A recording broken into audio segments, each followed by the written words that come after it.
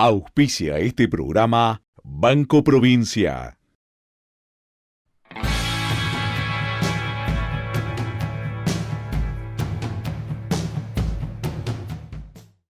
¿Qué tal? ¿Cómo les va? Bienvenidos a Chacra TV Noticias. Vamos a estar en el día de hoy desarrollando muchos temas vinculados con el sector agroindustrial como todos los días. Pero hoy comenzamos de una manera especial. ¿Por qué? Porque queremos contarles cómo está evolucionando la producción agropecuaria en materia sanitaria de norte a sur y de este a oeste. Lo hacemos con el reporte del SENASA. Reporte SENASA. Microinformativo del Servicio Nacional de Sanidad y Calidad Agroalimentaria. Reporte SENASA.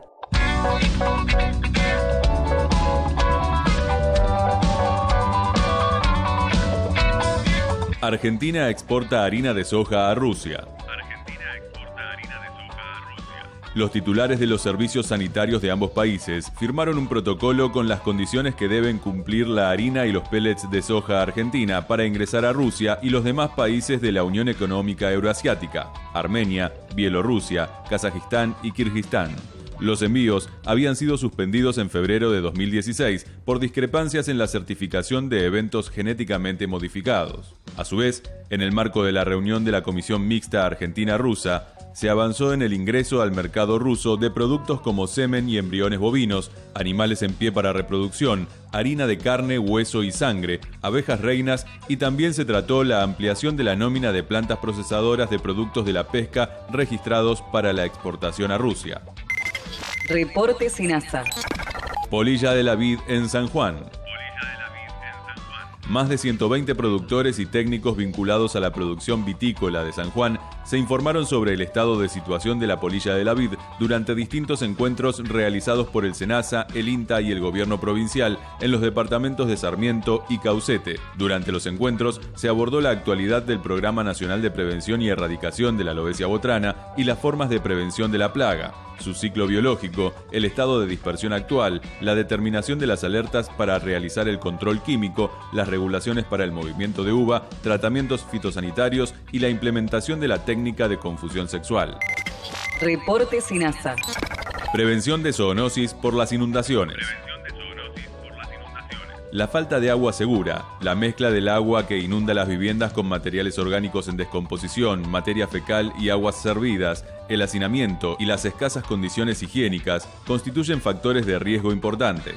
Dengue, fiebre amarilla, leptospirosis, chikungunya, leishmaniasis y distintos tipos de parasitosis son las enfermedades más comunes favorecidas por estas condiciones climáticas. Ante esta situación, se recomienda vacunar contra la leptospirosis, desparasitar al ganado y a los perros, conservar los alrededores de las casas y los corrales libres de basura y escombros y combatir la presencia de roedores, desechar de forma segura los animales muertos y todos los objetos afectados, usar guantes y calzado apropiado si se realizan tareas de desmalezado o cosecha, extremar las medidas de seguridad e higiene como regla general.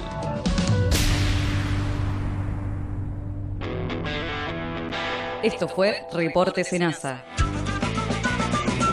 Visítenos en www.senasa.gov.ar.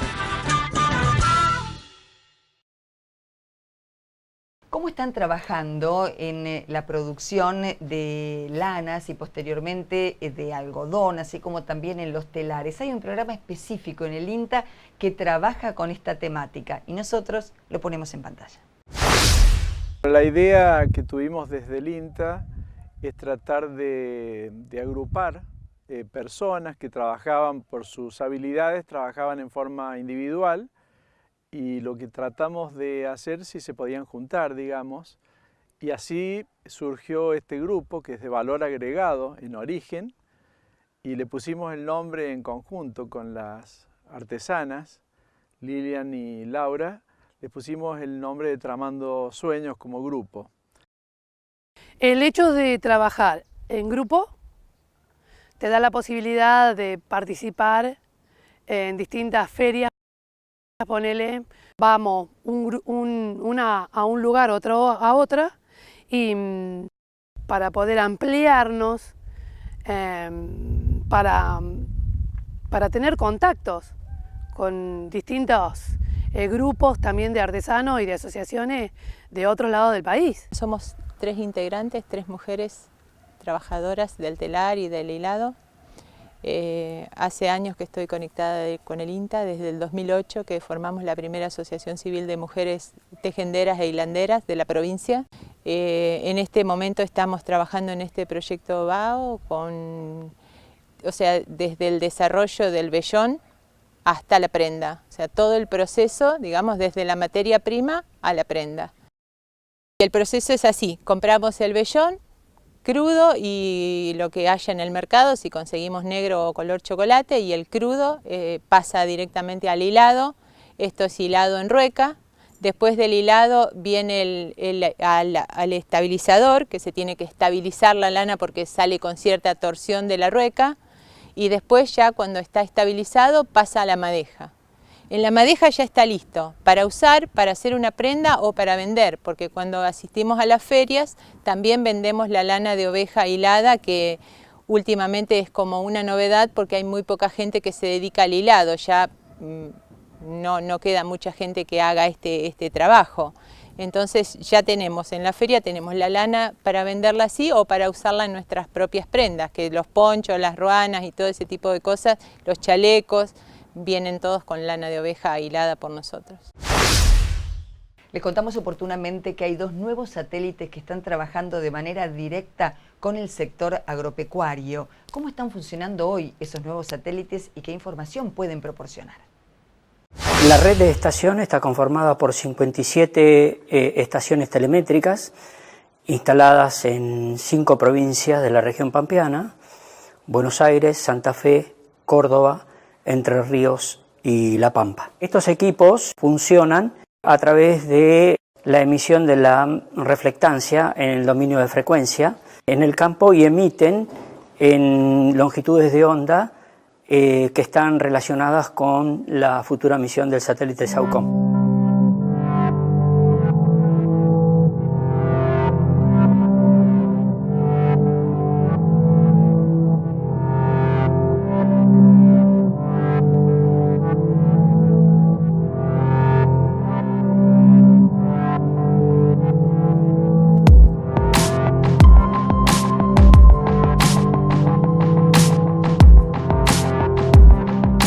El agricultor o el productor desde la página web va a poder ingresar las características de su campo, y entonces estos procesadores le van a permitir estimar la necesidad que tiene de fertilizar, y también le van a permitir estimar el rinde.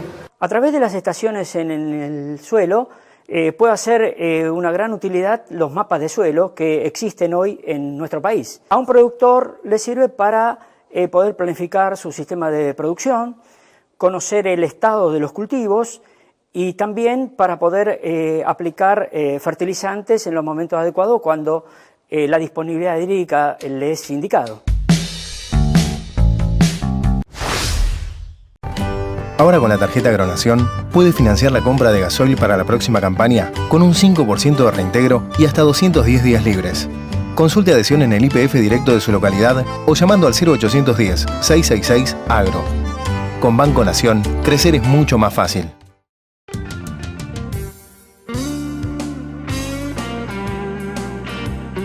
Seguimos siendo los mismos carnívoros de siempre, ¿sí? O sea, la carne va a ser algo... ha sido, es y va a ser siempre una fuerte impronta cultural en el argentino, ¿sí? Lo que sí han cambiado son los sistemas de producción. El feedlot ha ido entrando cada vez más en nuestros sistemas. Probablemente hemos, como consumidores, empezado a valorar cada vez más la terneza, muy asociada a la carne de feedlot, y hemos ido dejando algunas otras cuestiones que por ahí antes eran más marcadas, ¿no? O hablar, por ejemplo, de otro gusto de carne. Pero seguimos siendo carnívoros con un mayor consumo en nuestras dietas de carne proveniente de sistemas de engorde corral. La gente puede diferenciar una carne que procede de un animal engordado a pasto que lo que viene de un feedlot. No, yo lo que mostraba, lo que mostraba recién en las transparencias son distintos estudios científicos con fundamento y base científica, en donde tenés que meterle cuestiones desde física, desde fisiología, desde química, en fin, en donde uno puede correlacionar algunas características de la composición del tejido del músculo de carne con, por ejemplo, algunos sistemas de alimentación, ¿sí?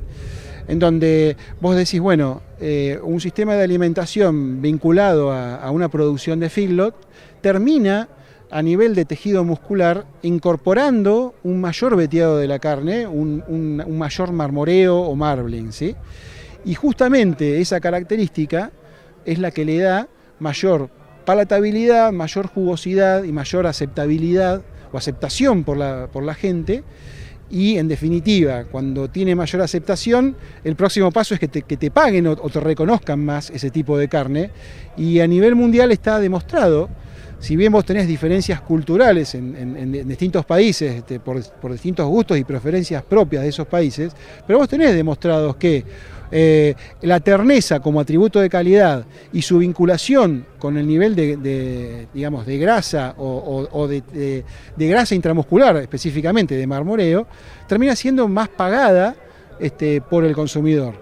Lo mismo que la terneza, ¿sí? Yo ahí les mostraba, primero, la terneza es un parámetro de la carne que puede ser objetivo o subjetivo, porque a algunos les puede parecer más o menos tierna una carne. Bueno, desde el punto de vista científico y objetivamente, hay metodologías para medir objetivamente la terneza de la carne, ¿sí? Se mide con una determinada fuerza de corte. Cuanto esa fuerza de corte medida en kilos es mayor, es que la carne es más dura, ¿sí? Yo les mostraba en el caso de algunos países como Estados Unidos, hay una correlación muy marcada entre la carne más tierna y la disponibilidad a pagar esa carne con más precio.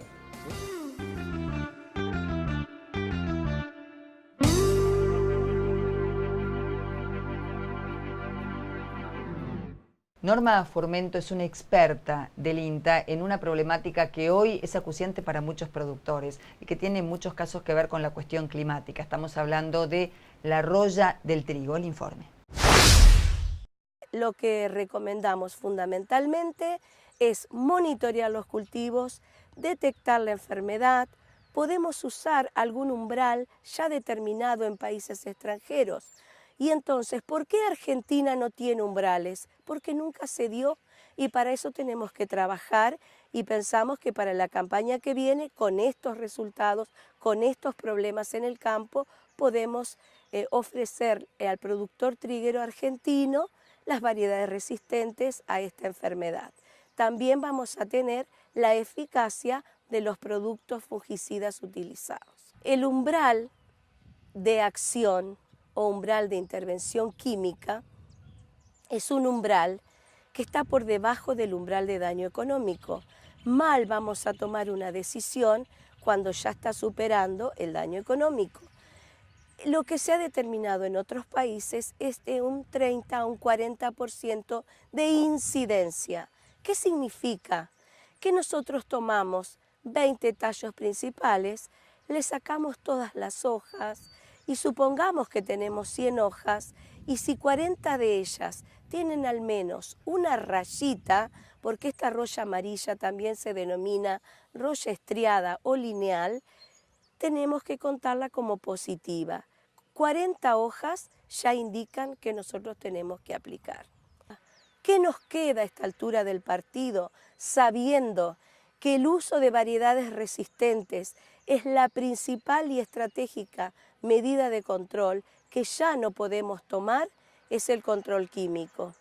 Entonces, hay producto registrado en la Argentina para la roya amarilla del trigo, que la pueden ver en la guía de CASAFE 2016. Son mezclas de estrobilurinas y triazoles que funcionan muy bien. Todos conocemos, los productores, los asesores, que la hoja bandera -1 aporta aproximadamente un 20% del rendimiento, que la hoja bandera aporta un 43% y un poco menos, bastante menos, un 10-13% las estructuras de la espiga de trigo. Por lo tanto, nuestro objetivo fundamental es tener sana esas 2 hojas para poder tener un rendimiento alto del cultivo de trigo. Buenas prácticas agrícolas y biotecnología son conceptos hermanos. Quien puntualizó esto en diálogo con Chacra TV Noticias es Alejandro Petec, de APRESID. Bueno, mira, la biotecnología, para empezar, posibilitó que la siembra directa se expandiera en todo el territorio de la agricultura de la Argentina. No te digo todo, pero arriba del 90%. Y eso comenzó con uno de los primeros eventos aprobados, que fue el de la soja, que permitía la aplicación de glifosato para el control de malezas. Eso, digamos, podríamos decir que los dos conceptos son hermanos. O sea, la siembra directa, las buenas prácticas, y la biotecnología apoyando como una tecnología realmente de vanguardia, una tecnología de última generación, apoyando ese tipo de aplicabilidad en el campo de lo que necesitamos, ¿no? O sea, cuidar los recursos, cuidar el ambiente, producir alimentos sanos y bueno, y hacerlo con un conjunto de buenas prácticas como es la reposición de los nutrientes, el uso digamos responsable de todos los fitosanitarios. Y sobre todo la siembra directa, que es la que te cuida los suelos de la erosión eólica e hídrica, que son la principal causa de pérdida que tuvo la Argentina antes de que se implementara esta práctica. Por eso desde APRESID seguimos impulsando este tipo de práctica, como es la siembra directa, junto con todo lo que tiene que ver con el cuidado del ambiente, el cuidado de la salud. ¿Y qué representa Conavia para APRESID y en general para la aplicación de las buenas prácticas? Conavia es realmente un respaldo racional a la liberación de eventos tecnológicos con responsabilidad. Mario Bragaccini es sin duda alguna uno de los máximos referentes a nivel nacional y también internacional en materia de maquinaria agrícola. Con él conversamos acerca de las novedades en agricultura de precisión. Bueno, creo que estamos viviendo un momento muy importante de la maquinaria agrícola argentina.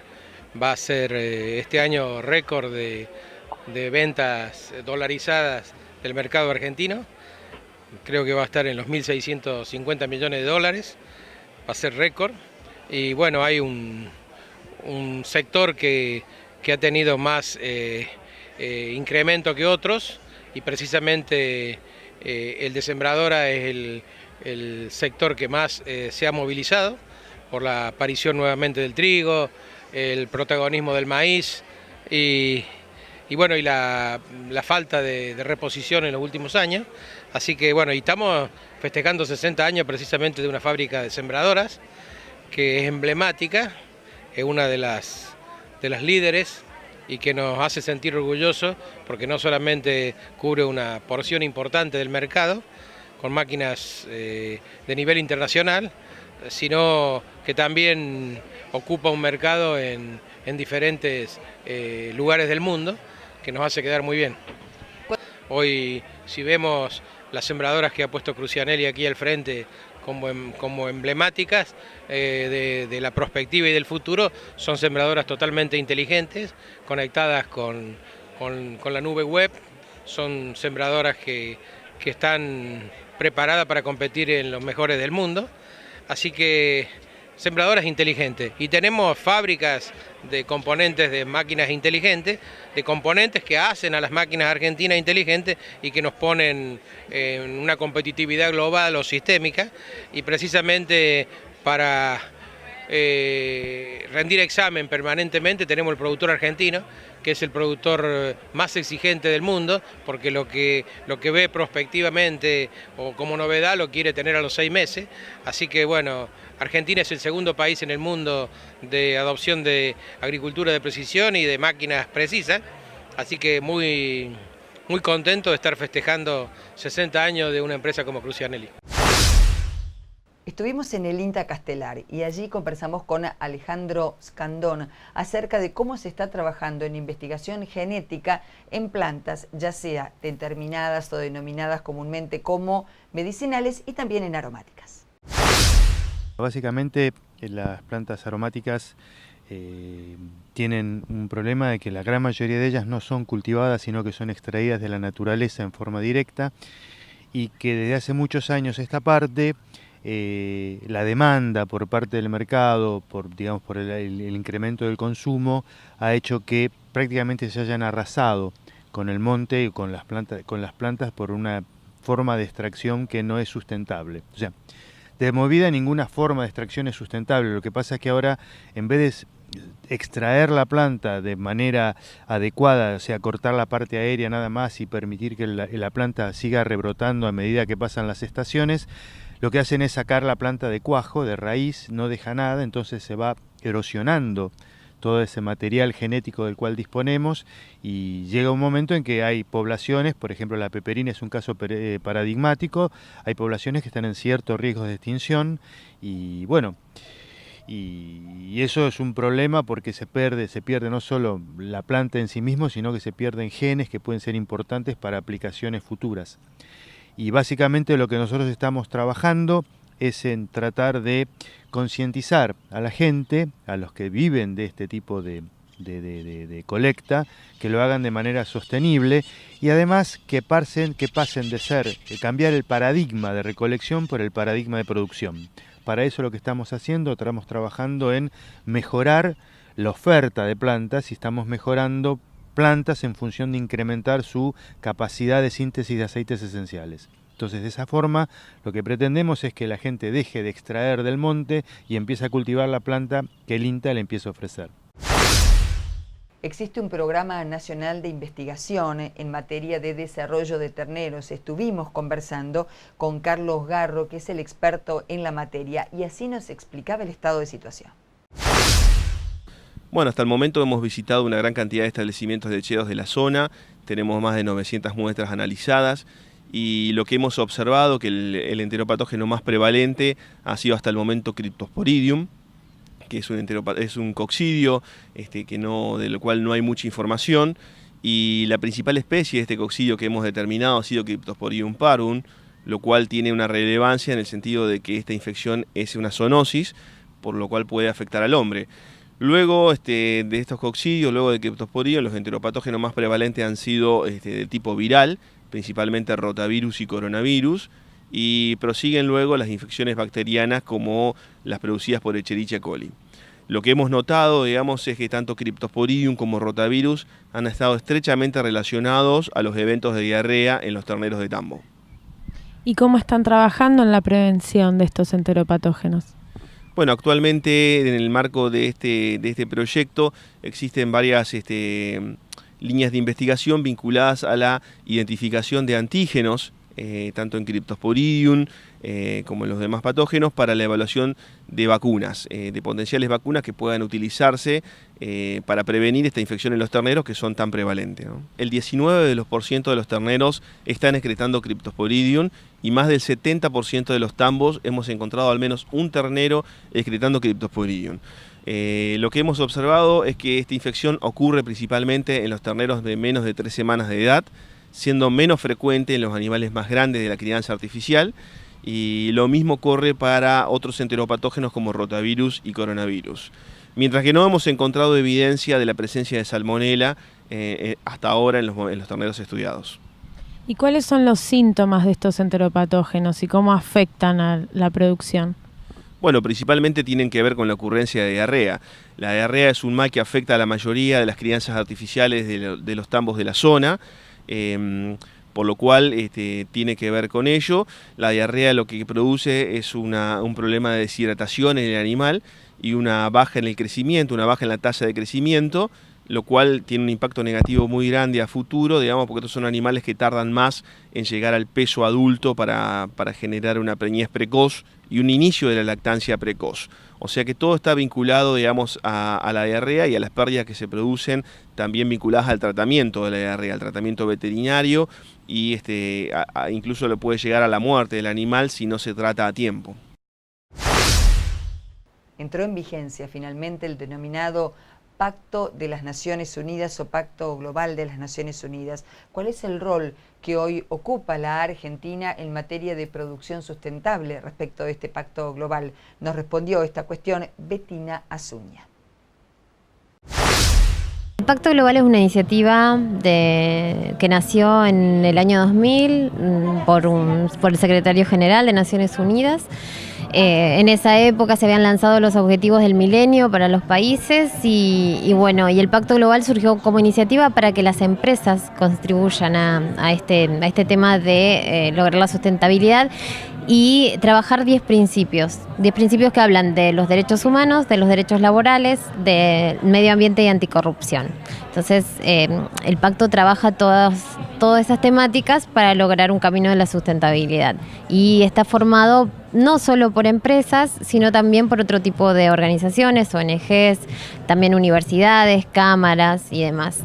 Es con la iniciativa de responsabilidad social empresaria más grande del mundo, tiene unos 13.000 miembros a nivel internacional y tiene unas 80 redes en todo el mundo. Por eso nosotros estamos trabajando en la red argentina del Pacto Global, que a su vez tiene unos 600 miembros y que fue elegida ya por cuarta vez consecutiva como una de las mejores 10 redes del mundo en todo el tema del Pacto Global. Se ve mucho el tema de la cantidad de miembros, pero no solamente eso, sino el tema de la innovación, el tema de la difusión de los principios, el tema de la colaboración entre redes. Nosotros trabajamos mucho colaborando o trabajando en conjunto con otras redes de Uruguay, Paraguay, Brasil, Chile e incluso en otros continentes. Entonces se evalúan todos esos aspectos y se definen cuáles son las mejores redes e incluso se votan entre esas mismas redes, entre las más de 80. Roberto Tión es uno de los responsables, es el subadministrador de vialidad en la provincia de Santa Fe y hay una temática ineludible por estos días cuando uno piensa en la necesidad de sacar la producción de los campos más allá de las contingencias climáticas. Con él conversamos acerca de cómo funciona en Santa Fe. No digo que haya sido inédito la propuesta del gobernador, la decisión política del gobernador cuando en el momento que declaró por decreto una emergencia vial por el estado que teníamos, los casi 90.000 kilómetros que tiene la provincia de Santa Fe entre lo que son las rutas provinciales y los caminos comunales, sino que también quiso de alguna forma u otra inyectar algo de dinero a las comunas que sabemos que en esa situación, tras no cobrar una tasa por hectárea por la propia situación de emergencia en la producción, el costo de mantenimiento de los caminos, la recuperación, la reconstrucción de los caminos era muy alto. Entonces el gobernador decidió entregar por cada kilómetro en cada distrito de la provincia de Santa Fe, que son más de 65.000 kilómetros, un aporte directo por kilómetro y también un aporte también en los casos de los caminos como esto acá, con ripiado mejorado, también se le ha entregado un aporte a las comunas, ¿no? Se le dio 600 pesos por kilómetro de caminos de calzada natural y 30.000 pesos por kilómetro de caminos que estaban mejorados. Es un aporte, no cubre casi nada del costo que tiene para mantenimiento, pero para las comunas fue muy importante que por lo menos contar con eso para salir inmediatamente a por lo menos cargar de combustible sus maquinarias. En el caso de que se esté preparando un programa que el propio gobernador lo está pidiendo muy ansioso para saber qué es lo que podemos largar antes de fin de año si se puede, es un programa donde va a haber ahí sí un aporte bastante importante por cada kilómetro que las comunas en toda la provincia decidan de alguna forma mejorar sus caminos comunales. Ahí sí va a haber un porcentaje interesante, un porcentaje que va a ser un disparador para juntar una mesa de compromiso, una mesa de responsabilidades compartidas, que en este caso estaría la provincia, estaría la comuna también, que uno debe suponer que por lo menos pondrían las maquinarias y el conocimiento de su red vial que tiene en cada distrito. También estamos pensando en sumar a esta iniciativa provincial a las industrias, en su mayoría, en el caso más importante, podrían llegar a ser la industria láctea, pero también hay distintas producciones dentro de la zona rural que son intensivas, como son los casos de los feedlots, los casos también de criadero de cerdo, criadero de pollo, ponedora, y también la agricultura, ¿no? Las industrias que tienen hoy muchas cooperativas, mucho sector privado que tienen planta de silo en un lugar donde no tienen camino afirmado como para sacar o recibir la producción. Todo lo que uno crea que es necesario darle una seguridad, una sustentabilidad a la producción intensiva o no, y también pensar en lo que son las cantidades de escuelas rurales que tenemos dentro de los distritos, el tema seguridad también, que hoy se trasladó algún problema de inseguridad, alguna preocupación en los campos rurales, en las zonas rurales. Todo eso es lo que nos lleva a decir, bueno, entre la provincia y los gobiernos locales tenemos que empezar un programa donde en el tiempo, en largos tiempos, nos permita a nosotros tener más kilómetros con esto que están viendo ustedes, ¿no? Que nos permita después de un temporal poder transitarlos iguales. Final para esta edición de Chacra TV Noticias. Como siempre, muchísimas gracias por acompañarnos. Nos reencontramos en cualquier instante.